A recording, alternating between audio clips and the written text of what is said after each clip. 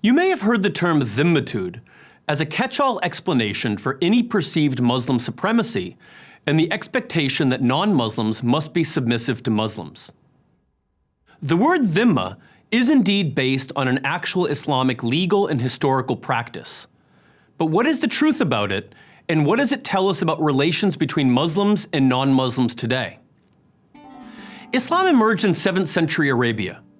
At that time, there were no states with equal citizenship on an individual basis. Rather, political authority was organized strictly on the basis of kinship or ties of blood. Outside of Arabia, Christian Byzantium did inherit the Roman concept of citizenship, but regarded religious faith as paramount. The Byzantines gave legal citizenship to Jews and granted them the freedom to practice their religion, but imposed certain restrictions.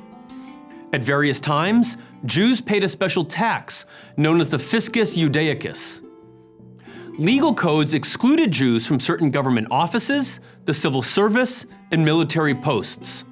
The same was true later in Catholic Europe. Muslim political tradition begins with a covenant established by the Prophet with the peoples of Medina, who included Jews as well as Muslims. This covenant extends the, quote, security of God over all non-Muslims who lived within Medina and recognized the Prophet's authority. The word for security is Dhimma. Moreover, the covenant declared that, quote, to the Jews their religion and to the Muslims their religion, establishing a precedent for communal religious freedom.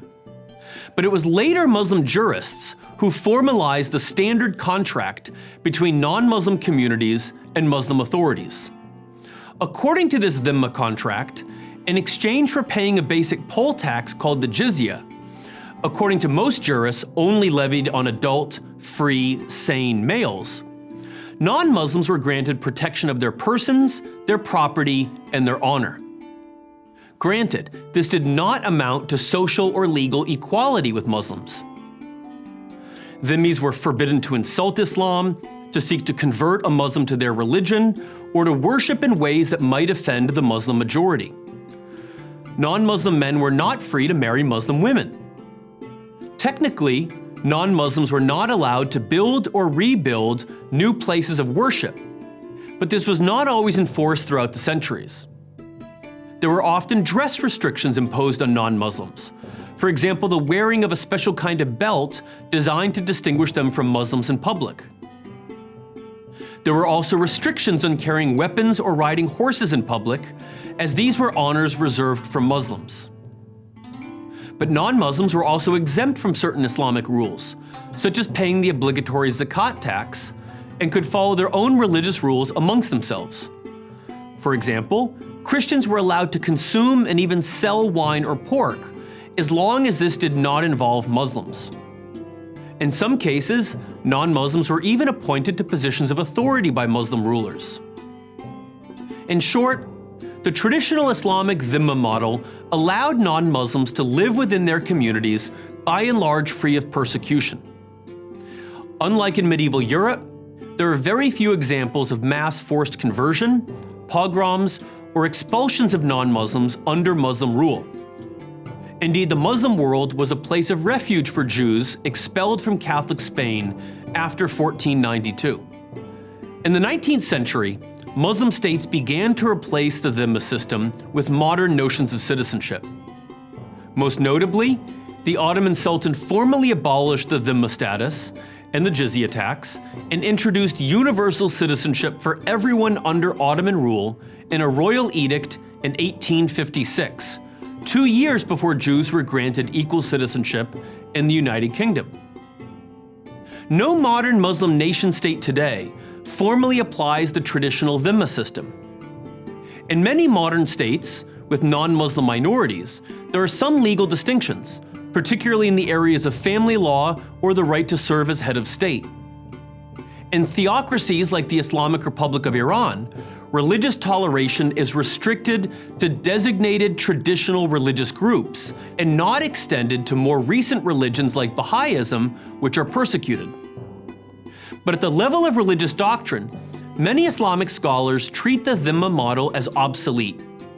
In 2016, more than 250 Muslim religious leaders, heads of state, and scholars issued a declaration in the city of Marrakesh, Morocco, declaring that the Prophet's original Charter of Medina, quote, contained a number of the principles of constitutional contractual citizenship.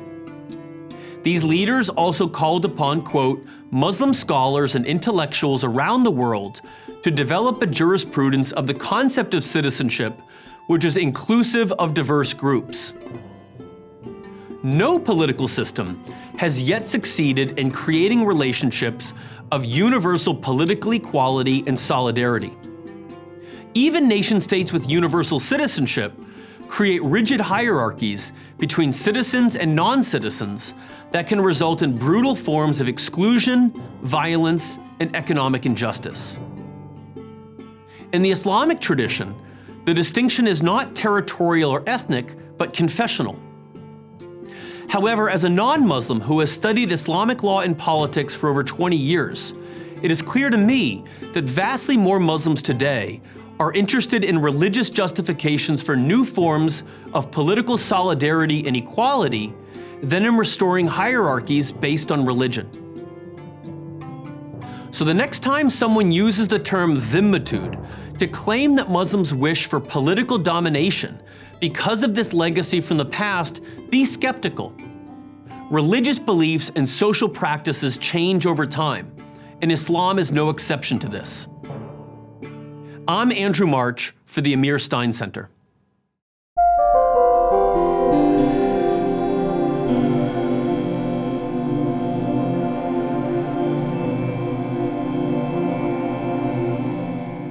This video was produced in collaboration with Alliance of Virtue. If you want to see more content like this, make sure to like, share, subscribe, and hit the bell notification so you don't miss any new videos.